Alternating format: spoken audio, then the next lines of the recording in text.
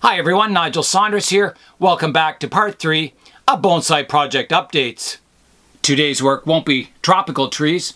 I'll be going down into the cold basement and picking out trees that we can work on today in the bonsai zone.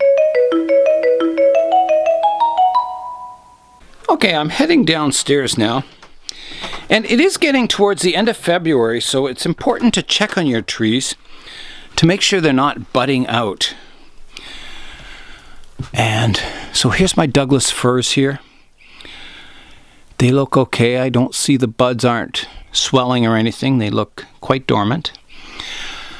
The forest I wanted to check the most is the larch here.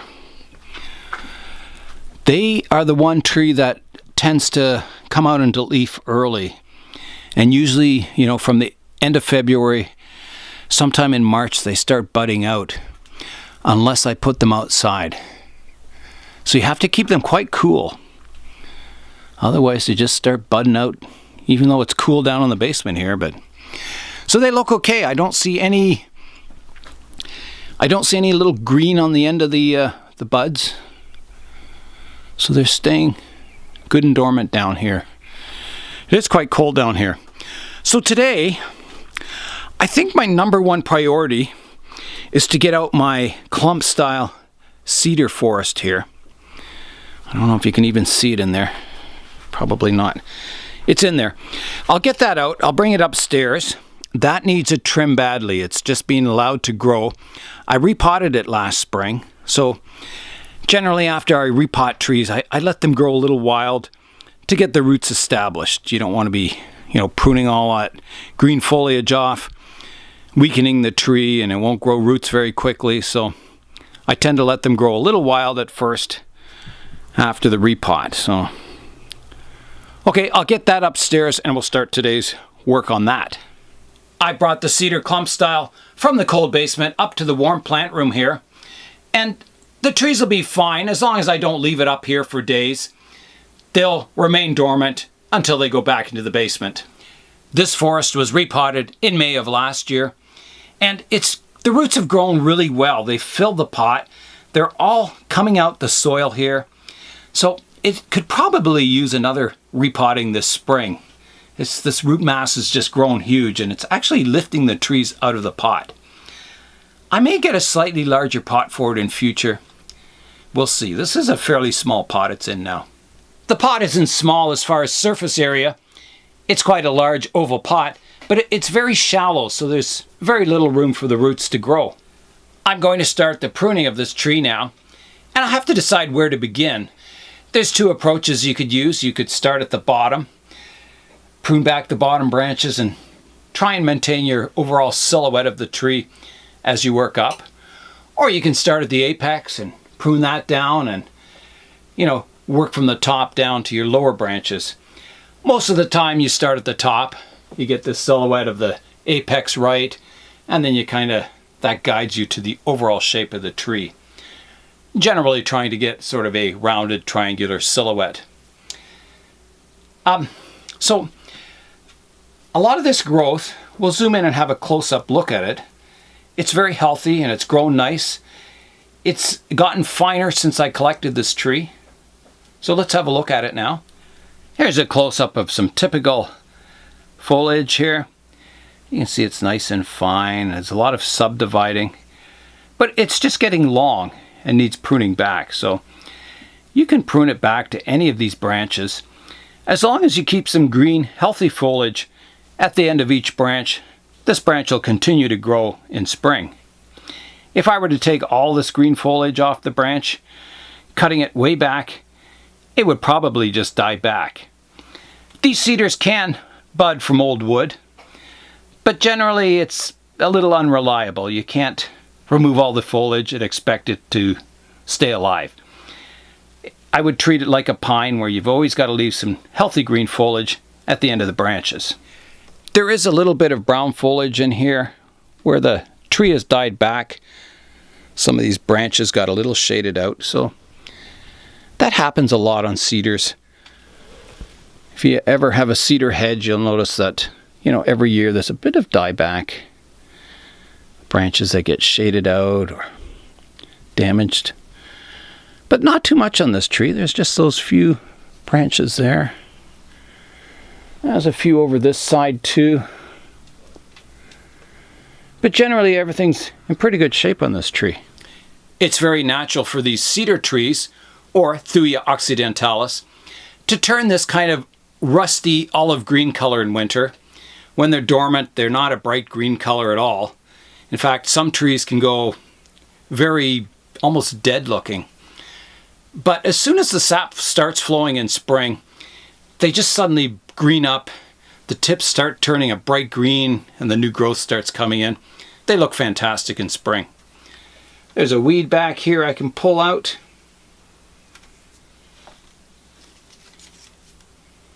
There's some leaves in here that are stuck in the branches.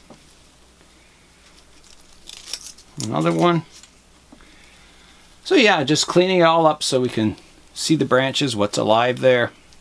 I'll be starting up top and I'm just going to prune all this new growth nice and tight to, you know, the first couple of branches of healthy green growth. And that'll be our starting point. There is a little bit of wire on this tree, and it's been on for a couple of years. I could probably remove it. It was holding this apex up here. I'll remove it, and if I need to put more wire on, I can do so. I just don't want the tree growing into this wire and creating spiral marks up the trunk. So it's better to be safe than sorry with wire. You can always reapply more. I can see it was biting in just a little bit, so it's a good time to take the wire off. I've removed that wire from the apex now, and all the branches are holding their shape. So that's good. That was, on these collected trees, you have to do more wiring than a tree you grow from young. You kind of have to work with what you have, so a lot of times it means repositioning branches. If you grew this tree from young, from a seed or a small, tiny tree, you could guide the growth and, you know, yeah, keep track of all the branches. You wouldn't have to do as much wiring on a younger tree. So there's a few branches in here that are maybe not growing in the best direction, so I'll leave that kind of pruning till after I've finished reducing the branches down. We'll go back in and then refine the structure of the tree. There's more wire on this branch here, and I think that was it used to be more of a horizontal branch, and then I pulled it upwards. It was too thick to be a horizontal branch, but as an upright type trunk it looks just right. So that's something you can do if you have a collected tree and there's a horizontal branch that's too thick. Normally you'd have to cut it off, but instead you can bring it up and make it like a vertical trunk. And that kind of makes that thickness just blend in nicely with the tree. So I think I will take that wire off also. It has been on there for quite a while. I'm sure it's not digging in or anything, but at the end of today we can look at the styling of the tree and see if I need to do any more wiring. It's always a little dangerous unwiring by hand, but if you're careful, you generally won't damage the tree.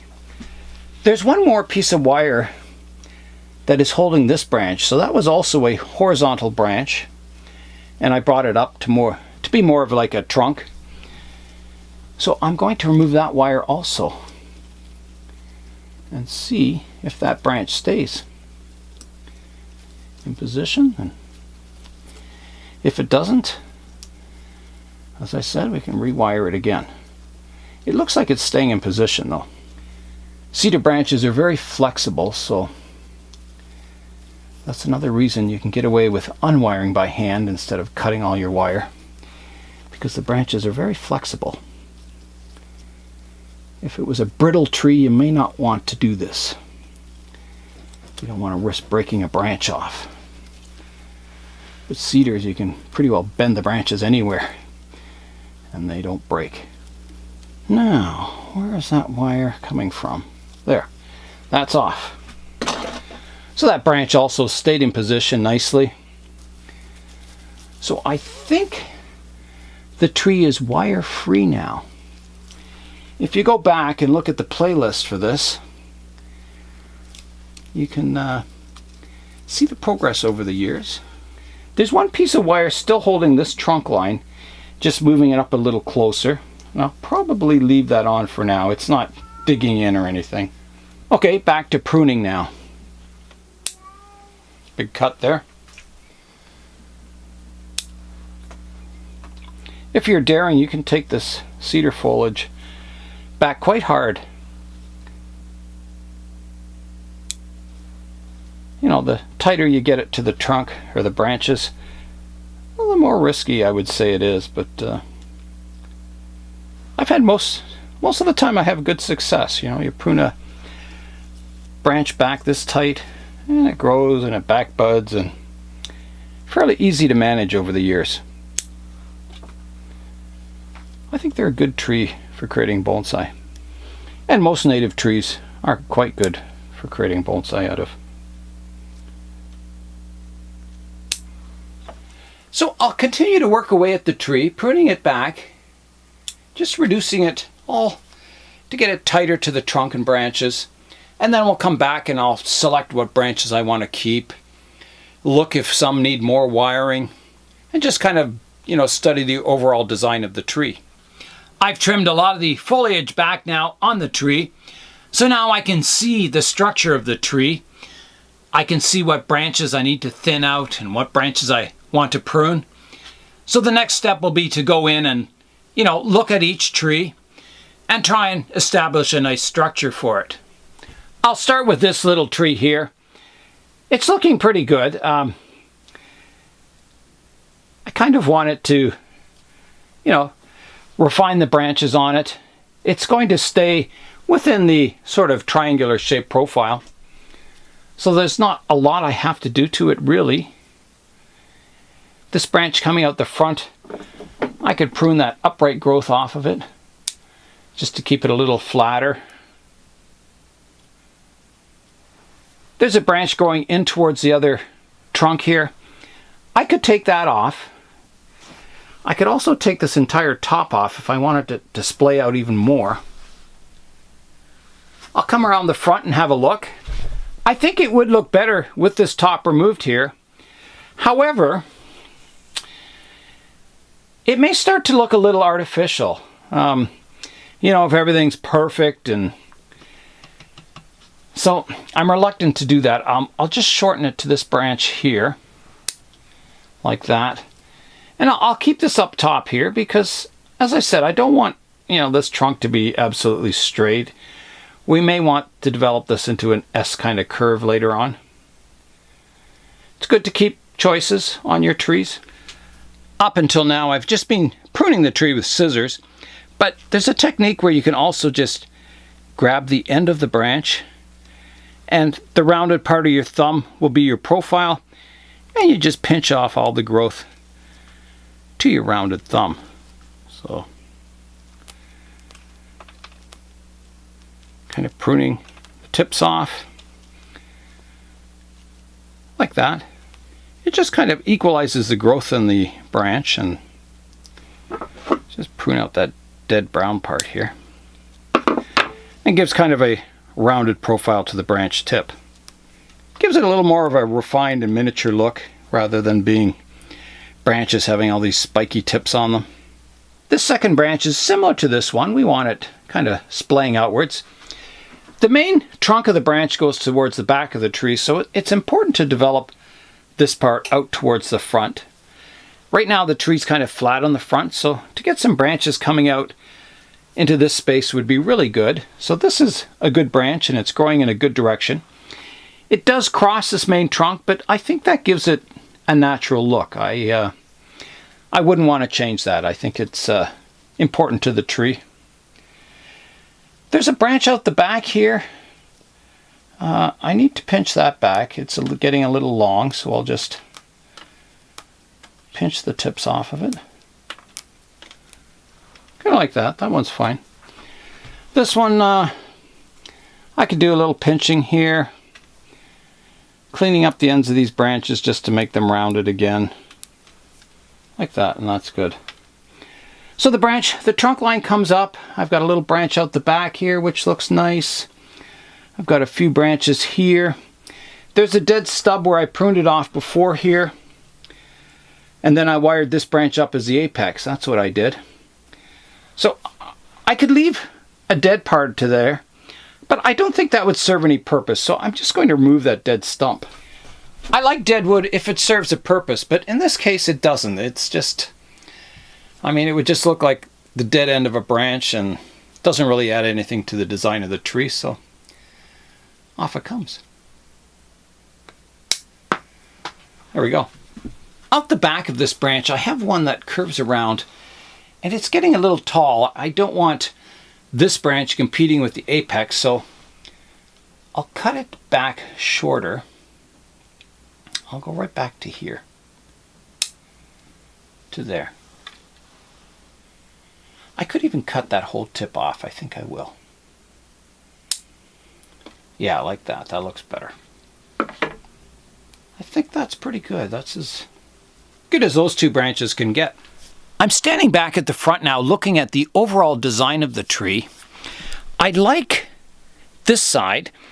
It's a little heavy here. Most cedars have kind of almost a rounded triangular silhouette to them. So it's a little heavy up top here. So I may have to prune some of these branches back. On the other side of the tree, over here on the left-hand side, it's very thick and heavy. There's a lot of branches. It's quite dense. You can't really see the individual trunks coming off near the base here from the clump style.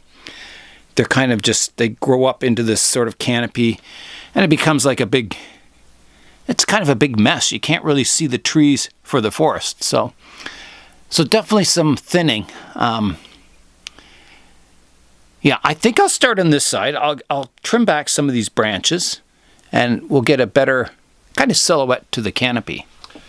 I'm in behind the tree now, and I'm kind of looking at the silhouette. I could definitely reduce this branch back to here. And just kind of minor changes.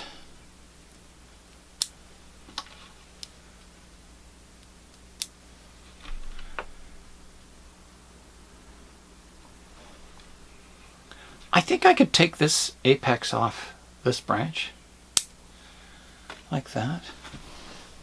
I'll do a little pinching up top here just to get rid of some of these rough shoots sticking out. I'm looking at the apex of the tree now, and it's got a strong apex here, and this was, part of the apex. But I think I want this to be the tallest part of the tree, so this has to be pruned back so it's not competing with this branch so much. So I'll definitely take this off. I'll take it off here. Like that. That's definitely better, but this branch needs to be shortened to kind of keep the rounded canopy here. Cut this one back. So I have a lot of sorting out of these branches on this side of the tree there. It's very heavy on this side compared to this side. I like the branches on this side being a little lighter. This is just getting too congested. There's like branches everywhere here. So I'm going to take a little more off this branch. Cut it back to there. We'll take this branch growing off the top of the branch. Move that. That kind of cleans up that branch. This one's a little messy. There's a bit of deadwood here. There's a branch growing from the inside of a curve here. There's two branches growing from the same spot.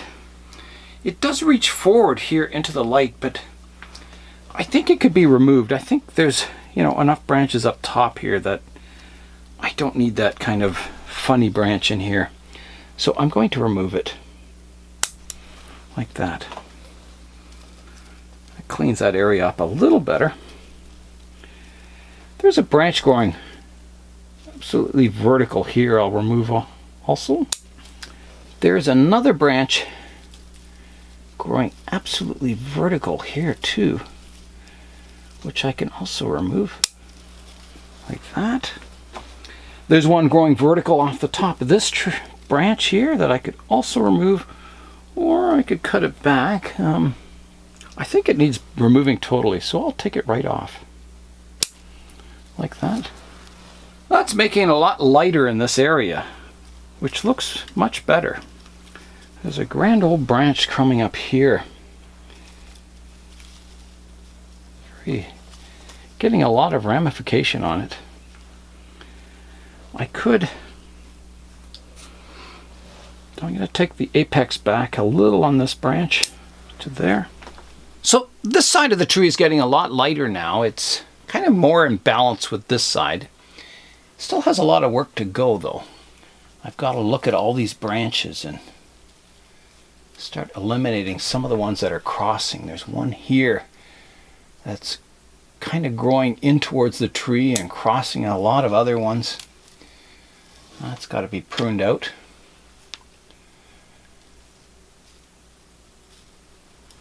It's quite long at the back too. If I turn the tree sideways, you'll see how far the branches at the back extend out compared to the front, which is quite shallow. This is the back of the tree over here. You can see it extends quite far back. It overhangs the pot, and the front of the tree is quite flat, so I need to develop more growth at the front and get this growth at the back reduced in. Especially some of these upper branches are, really long. They're out of the kind of rounded triangular profile I want, so I'll start pruning some of those back. There's some up here that are quite long. Also needs to be pruned back. And up here.